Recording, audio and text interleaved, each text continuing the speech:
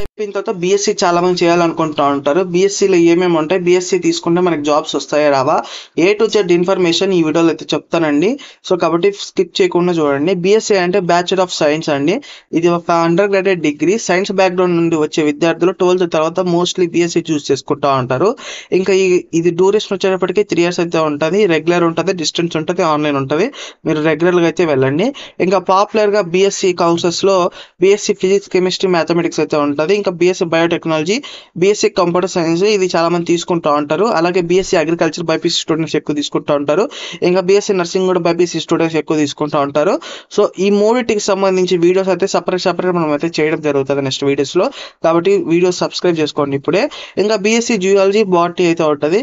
ఇంకా BSc forensics అయితే ఉంటుంది. తర్వాత వచ్చేటప్పటికి ఎలిజిబిలిటీ పరంగా చూసుకుంటే 12th అయితే కంపల్సరీ ఫినిష్ చేసి ఉండాలండి.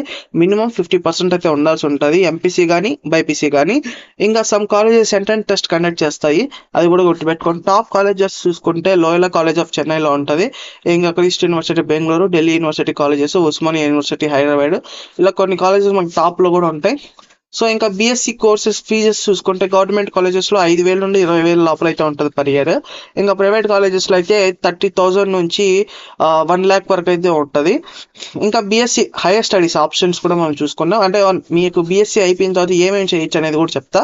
బీఎస్సీ అయిపోయిన తర్వాత ఎంఎస్సీ చేయొచ్చు, మాస్టర్ ఆఫ్ సైన్స్ చేయొచ్చు, ఎంసీఏ చేయొచ్చు. ఎంసీఏ ఎవరు చేయొచ్చు అంటే మీరు బీఎస్సీ కంప్యూటర్ సైన్స్ తీసుకుంటే ఎంసీఏ చేయొచ్చు, ఇంకా ఎంబీఏ చేయొచ్చు. మళ్ళీ బీఈడి టీచింగ్ ఫీల్డ్కి సంబంధించింది. ఇంకా competitive exams like UPSC, SSC, bank etcetera మీరు చేసుకోవచ్చు అండి.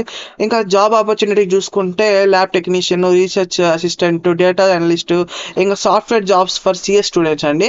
అంటే కంప్యూటర్ సైన్స్, బీఎస్సీలో కంప్యూటర్ సైన్స్ ఎవరైతే తీసుకుంటారో వాళ్ళు సాఫ్ట్వేర్ జాబ్స్ కూడా ఎలిజిబుల్ అవుతా అంటారు. ఇంకా medical representative, so for BiPC స్టూడెంట్స్కి ఎవరైతే బైపీసీ చదువుకుంటారో వాళ్ళకైతే ఇది ఎలిజిబిలిటీ ఉంటుంది. ఇంకా గవర్నమెంట్ జాబ్స్ చేసుకోవచ్చు. సో స్టార్టింగ్ సాలరీ వచ్చేటప్పటికి 2 LPA to 5 LPA ఉంటుంది. డిపెండ్స్ ఆన్ కోర్సు స్కిల్స్ మీద డిపెండ్ అయి ఉంటుంది ఇదంతా. బీసీఏ గుడ్డా కాదా అంటే గుడ్డే అండి. సో మనకి if you are interested in science or research or training teaching, BSc is great అండి ఆప్షన్. క్లియర్గా సబ్జెక్ట్స్లో ఇంట్రెస్ట్ ఉంటే ఫ్యూచర్లో గుడ్ కెరీర్ ఉంటుంది. కాబట్టి వీడియో అయితే కంపల్సరీ చూసినందుకు చాలా థ్యాంక్స్ అండి.